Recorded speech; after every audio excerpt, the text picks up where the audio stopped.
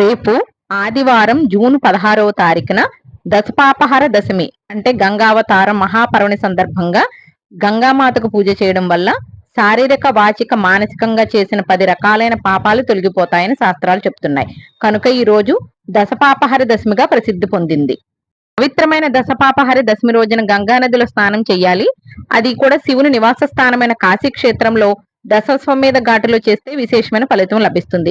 వీలు పడిన పక్షంలో మరేదైనా నదిలో గాని చెరువులో గాని అదే కుదరకపోతే ఇంటిలోని బావి వద్ద గంగా స్తోత్రం చేస్తూ స్నానం చేసినప్పుడు ఈ శ్లోకం చదువుకోండి.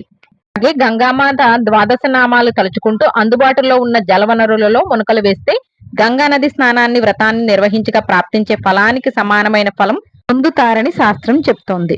అటువంటి పుణ్య దినమున మనం గంగామాతను పూజ చేసుకోవాలి.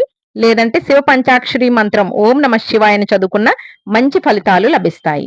ఓం శ్రీమాత్రే నమః.